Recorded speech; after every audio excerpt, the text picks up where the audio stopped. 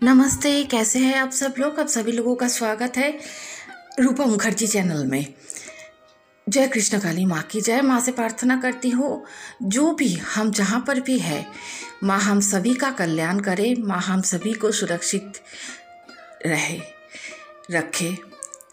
देखिए अब क्या हुआ है कि मंगला जी एक बार बोल पड़ी कि भक्तों के मतलब इतने ज़्यादा भीड़ से भागने की कोशिश हो रही है कि कुछ भक्त आपस में बातचीत करके मंगला जी के घर भी पहुंच जाते हैं। जैसे बहुत सारे लोगों को ये पता नहीं है कि मंगला जी का घर एक्चुअली में है कहाँ। वही इस्लामाबाद किरण संघ क्लब के पास बर्दवान स्टेशन से बहुत ही करीब था।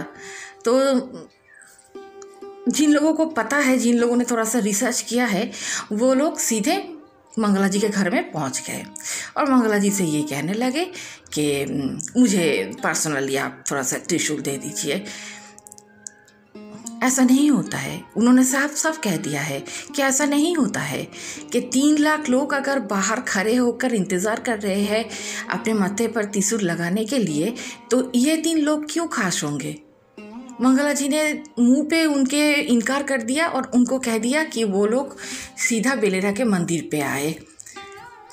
मंगला जी भी इंसान है, उनको भी थोड़ा सा रेस्ट करना ज़रूरी है, उनको भी खाना पीना करना ज़रूरी है, उनका भी पूरा दिन का काम है। उनका एक छोटा बेटा है जिसका नाम गोपाल है, उसका देखभाल करना, अपने पति के लिए कुछ काम करना, घर का काम करना सबसे बड़ी बात। और घर में है कृष्ण काली माँ की जो आदि प्रतिमा, यानी कि जिसे लोग सोना माँ कहते हैं, वो सोना माँ का भी तो देखभाल करना ज़रूरी है। तो लोग ये क्यों नहीं समझते। अजीब सी हरकत है लोगों की, मतलब तंग हो जाने वाले ही बात है। हम सुनेंगे कि मंगला जी के इस बारे में क्या कहा है, लेकिन उससे पहले आप लोगों से अनुरोध है, वीडियो अच्छा लगे तो लाइक शेयर कमेंट ज़रूर कीजिएगा, चैनल सब्सक्राइब करके मेरा हौसला बढ़ाइएगा और नए नए अपडेट के लिए मेरे साथ जुड़े रहिएगा। ये सुन लेते हैं कि क्या कहा है मंगला जी ने।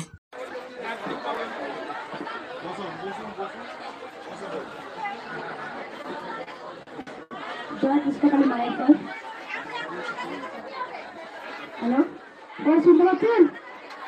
আমাকে দেখবেন ফোনটা করে গোপাল একবার। আজকে কি বার? পারবো তো টানতে? বাপরে, দেখা যাচ্ছে না তো, একদম স্ট্যান্ডটা এখানে আছে। সবাই শুনতে পাচ্ছ? পিছনে, একদম পিছনে।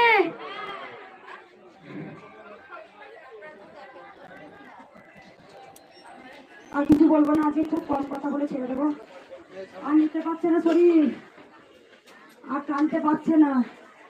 2 বছর অনেক টেনেছি, আর পাচ্ছি না, খুব ক্লান্ত, হাঁপিয়ে যাচ্ছে একটু কথা বলতে গিয়ে। মানে দাঁড়ালে উঠতে পারছি না, উঠলে বসতে পারছি না। যা ছিলাম অর্ধেক হয়ে গেছি, আর যেটুকু আছে মাকে বলেছি মন্দির হওয়া পর্যন্ত রাখিস, আর একটু মাংস রাখিস, আর চালাতে পারবো না। একটাই স্বপ্ন, যুদ্ধ। খুব সুখবর আছে, এখন বলবো না, সেটা চাপা থাক।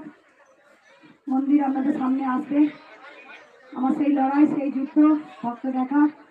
আমি জানি আপনারা সবাই জেনে গেছেন, মঙ্গলা মা ত্রিশূল না ধরলে ত্রিশূল ধরার হাল কেউ পেতে পারে না এখনো। আমাকে ত্রিশূল ধরতে হয়। যত ভক্ত এসছেন আমি সবাইকে দেখবো, সবাইকে, যতক্ষণ আমার শরীরের শ্বাস আছে আমি ভক্ত সেবা করবো, এটা আমার প্রতিজ্ঞা। আর কিছু বলবো না। আজকে দয়া করে জ্বালাবেন না, খুব রোদ গরম লেগে গেছে, আমার খুব জলের মতো পায়খানা হচ্ছিল কয়েকদিন ধরে।